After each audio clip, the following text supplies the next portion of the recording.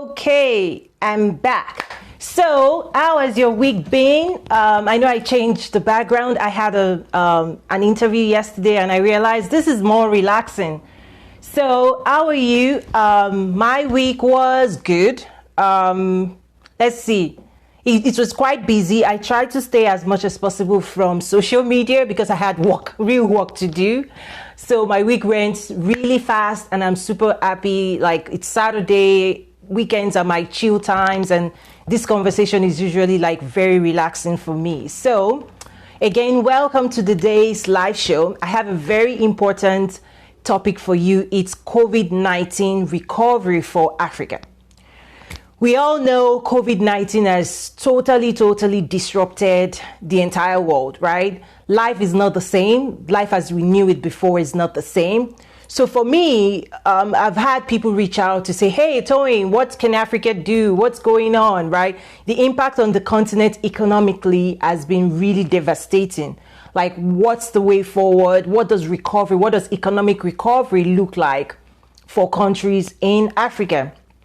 I know I've addressed it in some interviews here and there with newspapers, but I felt, you know what? Let me also go ahead and put together 5 things that I believe Africa and African businesses and African business leaders need to get right on to doing right away. So if you're online, I want to see you. Drop a note, say hello. Bring your friends on, share with your friends, share in your groups, and let's do this. Again, my name is Toyin Umesiri, and I'm super excited to be on here. This is our 5th week, I believe. It's been amazing, very interesting as well. So thank you so much. So what I want to do is just cover 5 things. 5 things, keep it simple. What can Africa, or what should business leaders and policy makers on the continent, what should they be going after right now? So I took a note because I want to be as precise as possible.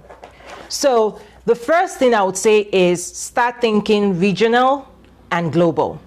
You know, one of the things I've seen on the continent is the fact that there are a lot of business leaders, there are a lot of individuals in the business community, and even in the political space, the political elite, that they are so focused on their local market, which is great. I mean, you need to win at home first, right? But they are missing opportunities that are regional in nature and also global in nature, right? So if you're sitting right now on the continent, you need to start realizing that there are opportunities. You could actually build your business to serve and connect with people in the next country, right?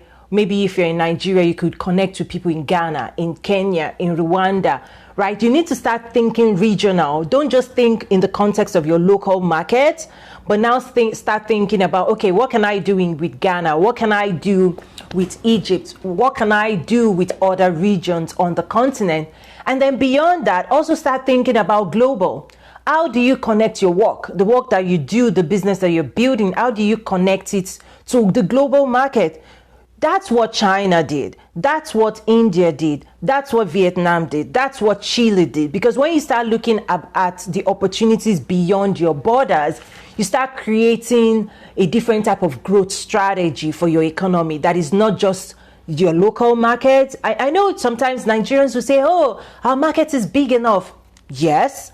But when you think about your population, the unemployment, right? The level of unemployment is so devastating, it's so sad to watch, that you need to start thinking creatively. Like, yes, some should win the local market, absolutely, win locally. But what of the others that are not playing locally right now? What could they be doing regionally? What could they be doing globally?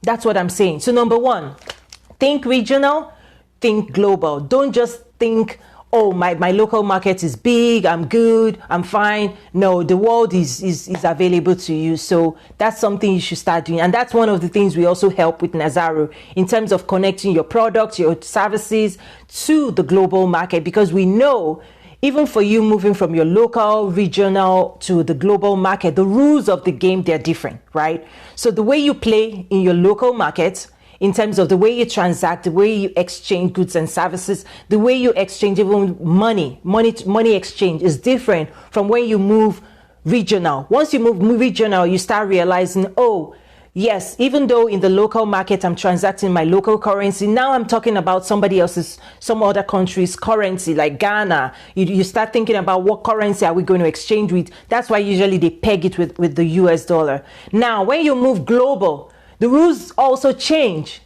The rules change. You have to realize that you cannot play the global and regional game or the regional trade with the same rules and understanding that you have when you're dealing locally. And that brings me to my second point, which is get into a group.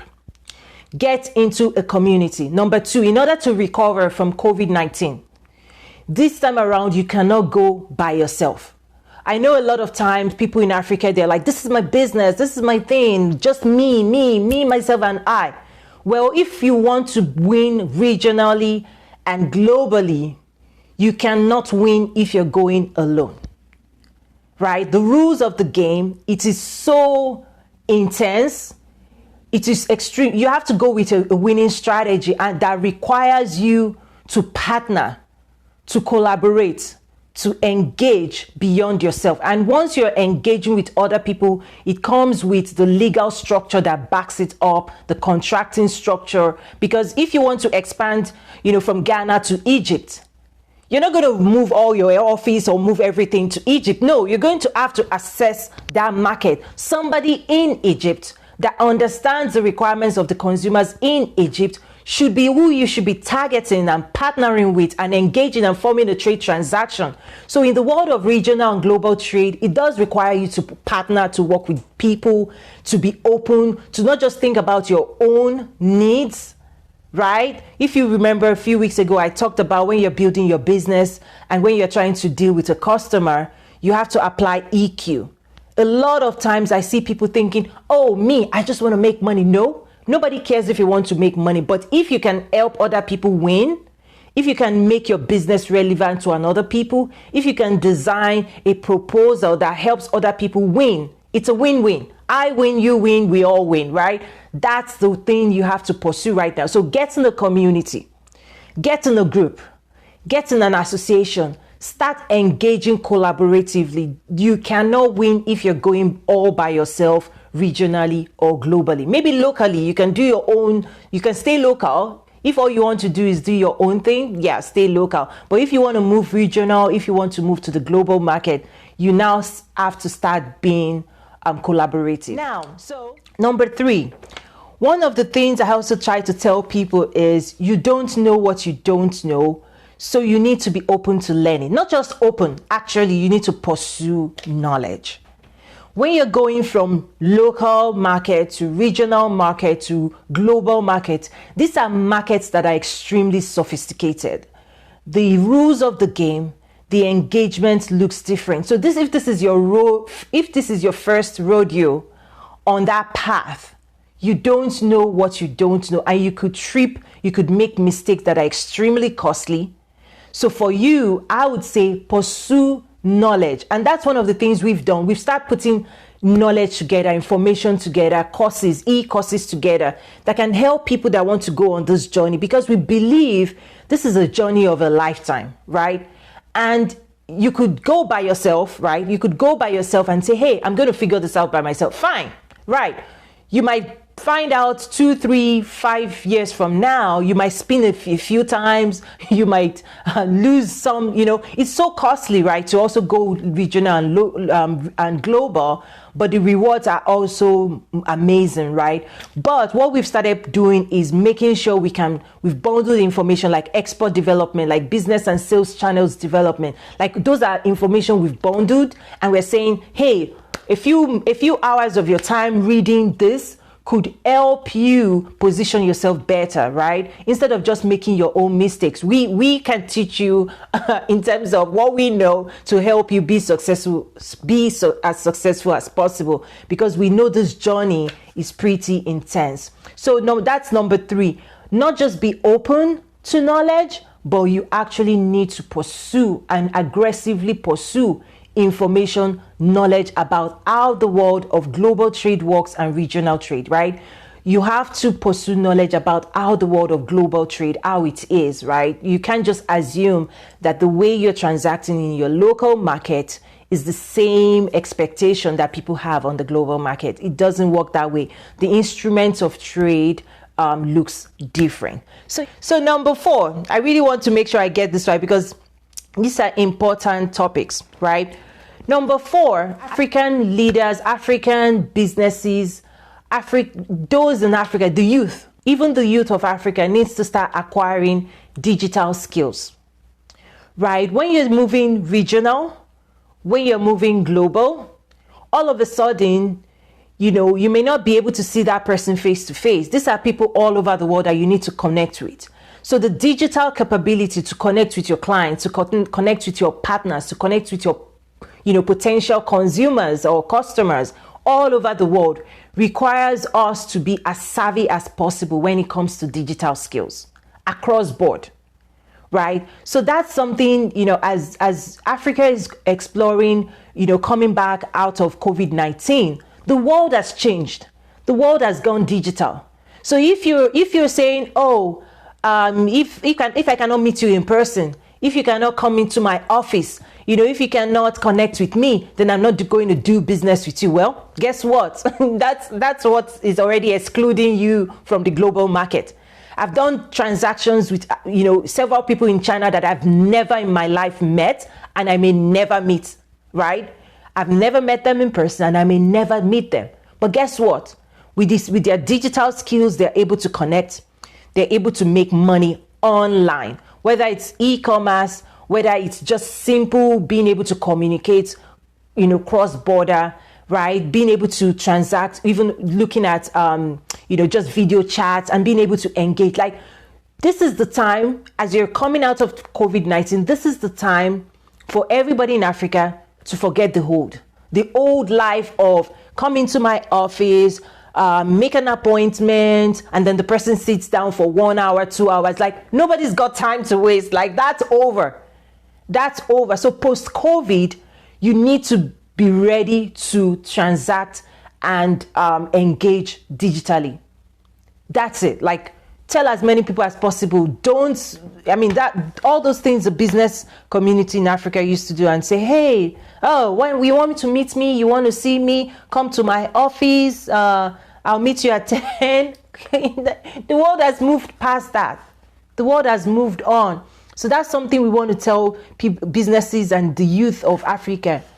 Get into the digital game. Get digital, whether in the technology space, whether in high-tech, e-commerce. Right now, your customers could be buying from you.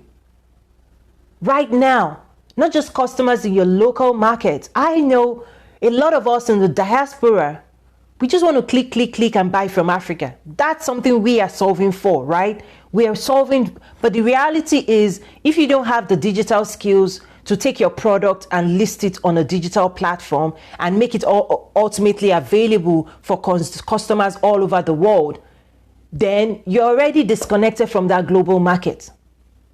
It's like you don't exist. If you don't exist online, if your business doesn't exist online, if you don't have a web presence, then the customers all over the world cannot reach you.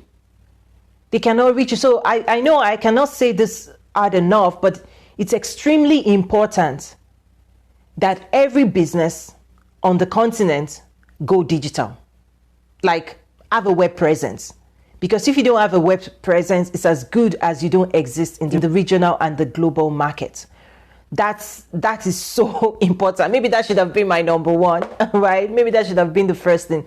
So from a COVID-19 recovery, now that you've seen what not being online, what not being digital has done to your business, right? Because the world kept functioning. A lot of people kept functioning. For the first 1 week, when there was a shutdown, people were like caught out unaware and were like, oh my, shoot, we need to figure this out. And then by week 2, week 3, week 4, schools moved online, universities moved online, retail moved online, people started shifting online. And then when I connect with my African brothers and sisters, they're like, oh, we're waiting for COVID-19, to reopen. We feel lost. We feel we cannot do anything. I'm going. Not everyone. I have to admit, I've seen some winners as well. So digital skills are extremely important going forward for Africa. Today I'm covering, COVID-19 recovery for Africa, and I'm going down 5 things that Africa's businesses, leaders, youth, individuals, whoever, right, needs to start going after. And maybe not just Africa, even us, right? These are the things we need to start going after. So yes, it's what I'm sharing. I hope it's helpful. I hope it's connecting. I hope it's helping you. And even for people here in the US as well, it's the same thing. Form a group, be in a community, right? Don't go alone. If you're trying to build your business, consider this a journey of a lifetime. This is not a 6-month thing. This is not a 3-month, 6-month thing. This is not a 1 year. This is not a 2-year journey. I consider it a journey of a lifetime, because hopefully whatever it is you're building, it's something that would last and that you can pass on. That's what we need to start thinking. We need to start thinking like that. Not, I know we say, side gig, but give your side gig, a good strategy, that it's not just something that doesn't go beyond just being a side gig. So yeah, we've covered, I said, think regional, global, even for people here in the US. If you're here in the US, don't just think about the US market. We know what has happened here as well. For us, we trade with Africa. We're saying, even if you're here in the US, you should be thinking about connecting back to the continent. You can build a business around trade with Africa. And we also do that, and we show products, we shea butter, we're working on textile, we're working on skincare line, we're doing all of this, and we're saying we need as many people in this space, because ultimately, if you can give value back to those on the continent, if you can buy more from the continent, whether technical skills or products or hats and crafts, Africa's, the best of Africa is yet to be seen on the global stage. That's the truth. Because the work we're doing, the things we've seen, the work we're saying, OMG, this is amazing. How do we push this into the global market? And that's something I'm incredibly excited about. So if this is a journey you want to take, we're here to support you. We want to help you. We're asking as many people to get on this journey.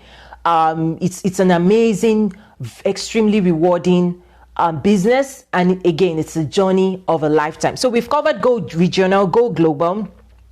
We've said get into a community. The world of regional global trade is not a journey you can take by yourself. It's extremely crushing. You have to be open to partnering with people, working together, working as a team. It's a win-win. You win, I win, we all win. That's the mindset, okay? It's not I win, you lose, I win at your own detriment. No, that doesn't work, because the moment people feel that that's your game, they're like, they just cut you off, because it's built on trust. I trust that you have my best interest at heart, that you're not going to try to sideline me or whatever that is, because again, it's a long-term strategy. It's not things that you do in the local market that you sell to somebody today and you don't treat them well and then you move on to the next person. No, in the world of regional global trade, the word gets out pretty fast. So it gets pretty fast. So if you go bad in a business, you can be assured that's it for you, right? Because nobody else wants to deal with that. They have a lot of options. I've said be open to learning. We've put together training materials, training courses in terms of exports development, sales and business development that we know you need.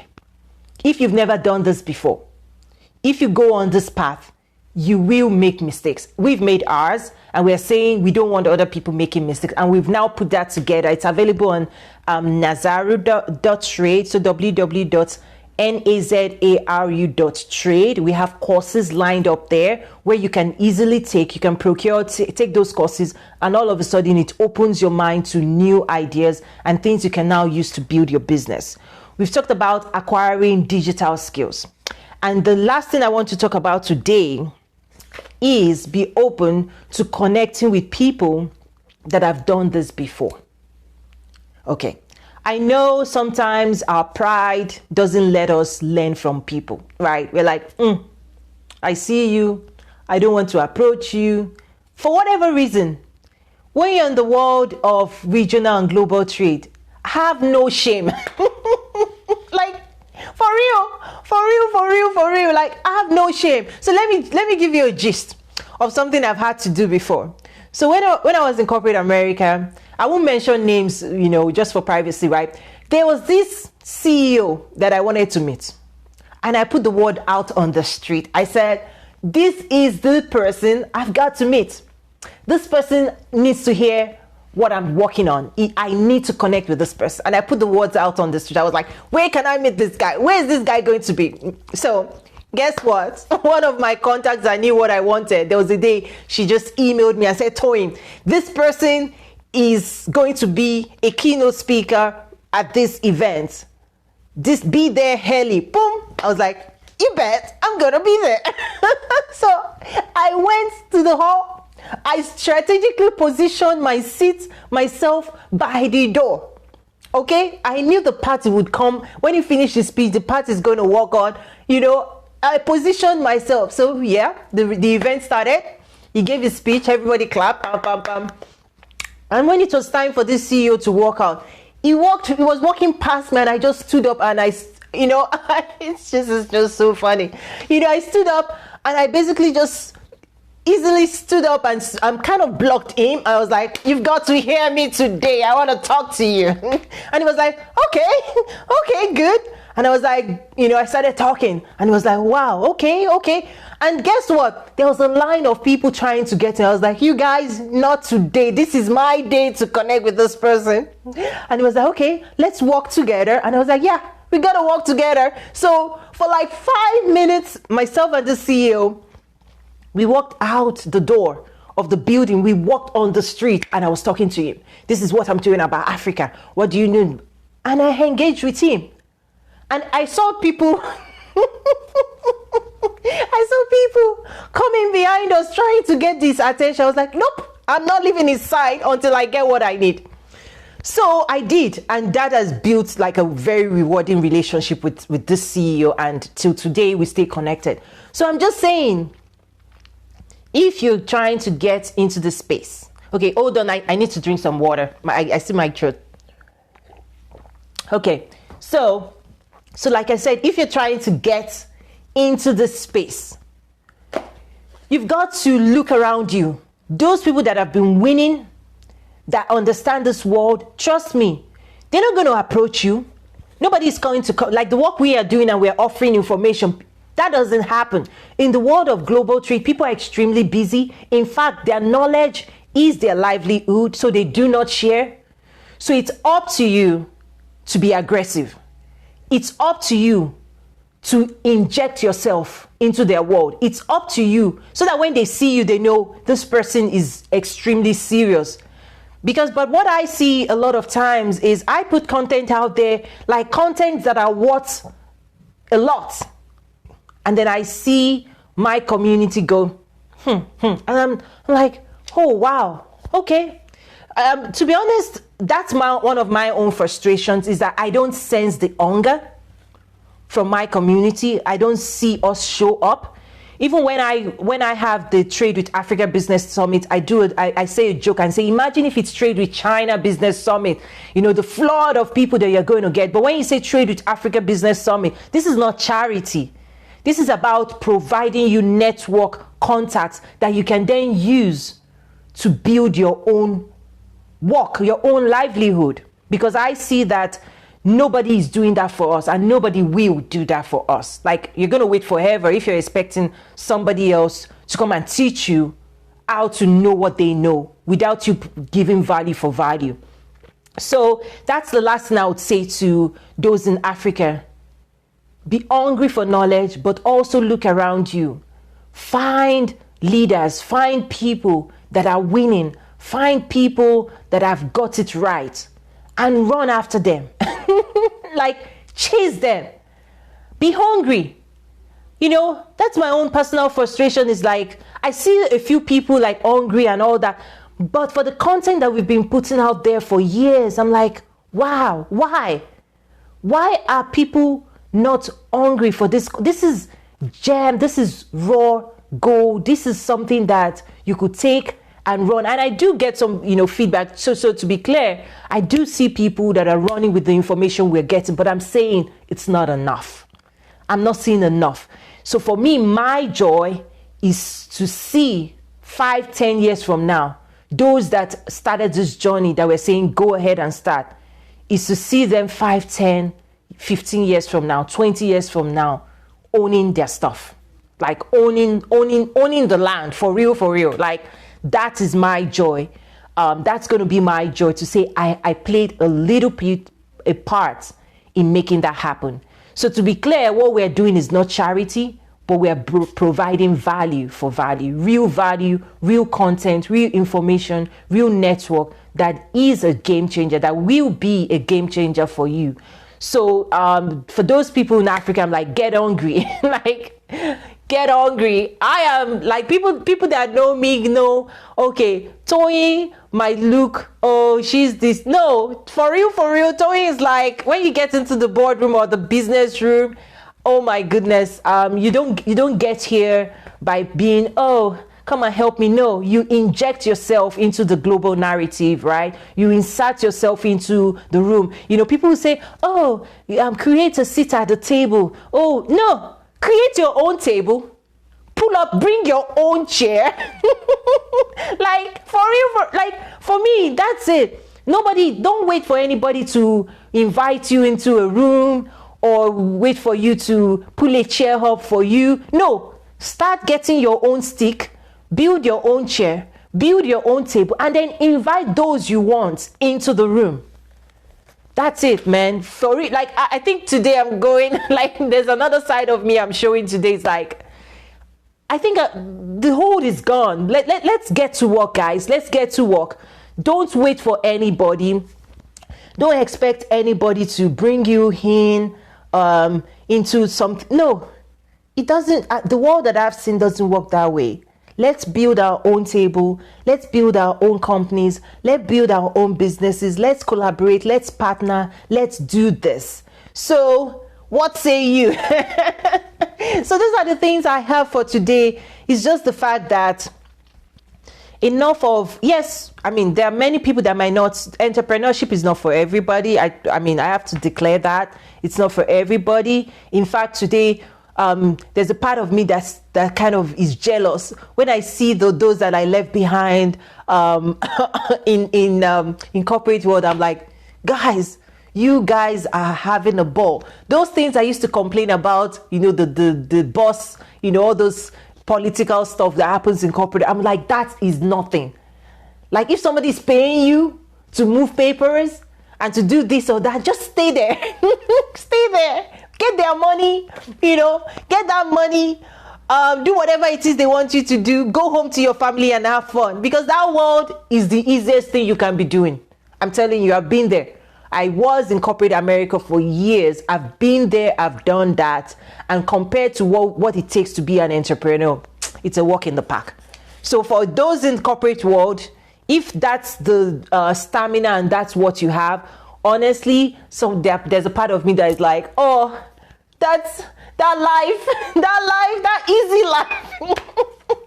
easy life, my old life.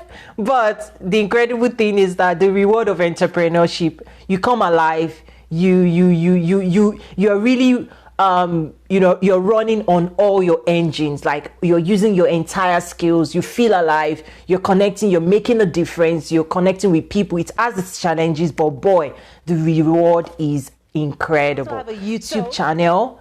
There was an interview I did with Undaba Africa yesterday. We went almost 2 hours. That interview was amazing. So go, if you want to go to our YouTube channel, there's an excerpt on our YouTube channel. Just search Nazaru, Nazaru LLC on YouTube. Subscribe to the channel as well, because we do provide content. There's a lot of content right there, so subscribe to that channel. So what else? Oh yeah, let me also plug my business, right? Also, if you're into like skincare stuff, we've created a business brand. I've created this business brand that connects directly with Africa.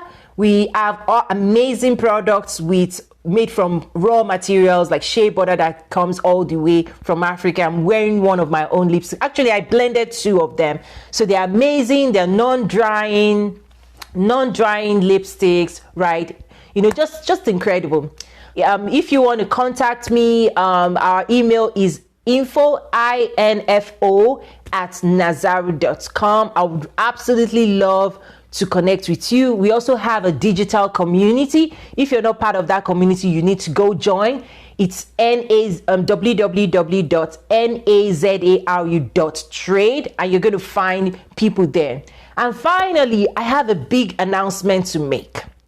We're going to be having our Trade with Africa Business Summit online this year. What? It's going to be a virtual experience. Oh, wow. We're in our 3rd year. Usually we have people flying from all over the world, from Ghana, from Nigeria, from Rwanda, from Addis Ababa, from UK, from Canada, from different states in the US. We usually convene, a host of global business leaders, policy makers, investors, innovators, entrepreneurs, diaspora community leaders. We usually bring them all together in person. But this year, we're doing it in another way. And I believe that's also going to be incredible. So we have a digital platform, nazaru.trade, so www.nazaru.trade, that actually allows you to start connecting with people digitally. So register for Trade with Africa Business Summit 2020, the virtual edition, and you start connecting digitally. So create your profile, put your pictures, write a summary of who you are, what you're looking for, what you're trying to do. Consider that your digital business card, because it's searchable. Other people can search for you by location, by your skill set, by your profession, by your content as well, and start engaging. We're going to have content. We're going to have speaker profiles loaded into that community. We're going to have videos recorded and as well live videos on the day of the event. It's going to be 1-day event. This year it's going to be 1 day. It's August 8th. It's a Saturday, because we believe the appetite for people to sit down, right? It's going to take longer to just sit down at your computer. So August 8th, we're going to have a virtual experience, but you can start registering today and start connecting with people today. So head over to www.nazaru.trade and start registering for the Trade with Africa Business Summit 2020, the virtual experience. See, COVID-19 ain't going to stop this. Okay, so I see comments. I'm so glad you're here. Same, thank you, Dre, Nicole, Isaac. I see, can't wait to watch your video with oh my goodness, that video with Undaba is it's lit. Almost 2 hours. Like, what were we talking about for almost 2 hours? We talked about agriculture value chain, value addition. We talked about trade opportunities. We talked about, South Africa, what's going on, what are the opportunities, US Africa trade as well. So yes, go ahead and watch that video from yesterday. Awesome. And so yes, I'm super excited about 2020 Trade with Africa Business Summit. We have so many amazing things planned. Our theme for 2020 is the future of agriculture, manufacturing and infrastructure development in Africa. And we actually have a framework that we've built to talk about what is the agriculture value chain, what is the role people should be playing, how do you jump in, what role, where are you going to play in that value chain, right? What is the manufacturing value chain? What role are you going to play? Something as simple as transportation. People need to start positioning themselves right now, whether you're so let me give you a practical example. So I lived in Arkansas, Bentonville, Arkansas. That's where I lived before I moved to Chicago, right? That's the headquarters of Walmart. That's where it is. But guess what? Right next door to Walmart is the biggest trucking company in America. The biggest trucking company in America, right there. Guess why they became big? Because they were helping Walmart move things around. Also, right next door is Tyson Foods. a $40 billion agriculture business. Guess what? Because their chicken, they were putting it on the Walmart shelves. So people need to start thinking in terms of value chain, to say, as you're building this, you're not just building for yourself, you're actually building a community of stakeholders. Like, as you're growing your business, you can also have companies that grow in transportation, logistics, agriculture, manufacturing, right? Let me also share another example. Right there in Arkansas, one of the things we learned was Marathon Oil. Marathon Oil also kind of grew on the backs of Walmart, because at the very beginning of Walmart, the founder of Walmart was like, okay, we now want to start having gas stations at the Walmart facilities as we're expanding. But guess what? I have a fellow Arkansans here that also has an oil company. Well, I'm going to bring him on board and give him the first right of refusal. So as I'm opening a new Walmart, I'm going to call my guy first and say, hey, are you interested in this location? If he says yes, fine, we work with him. If he says no, then we work with somebody else. And guess what? Marathon founder also said yes. They were contemporaries. Tyson Foods, JB Hunt founders, Walmart founder, Tyson Foods founder. These were Arkansas companies that they were contemporaries, and they gave each other businesses. And they worked together. They were like, I'm starting my retail. Do you want to put your chicken on my shelf? Sure, I'll do that. Okay, you trucking, do you want to help me move my goods? Yes, sure. So when you go ahead and start reading their biography, they were friends. Friends that all built their businesses together. So do you want to be my friend? I know I'm joking today, but do you want to be my friend? Not just friend that you do. No. Let's work together and build this stuff together so that, we can leave a legacy. So anyway, I know I just went off there, but I just had to share that. These are things that we all need to get. I just need my people to understand this is not, I guess that's my own personal frustration. Is like, when I say trade with Africa, this is a journey of a lifetime. This is not play. This is commerce. This is livelihood. To say, let's move in this direction. We may not know everything, but we can work together. We can partner. We can get serious. I mean, that's what China has done. That's what India has done. So anyway, that's it. I'll get off my soapbox now. Okay, Ms. Folake. Yes, yes, absolutely. So that's it, guys. Thank you so much for today. Next week will be our 6th episode. I'm super excited, and I'll see you again next week. So if you need to contact me, have any questions, it's info@nazaru.com. I'll be looking forward to hearing from you. Have a good day and see you later. Bye.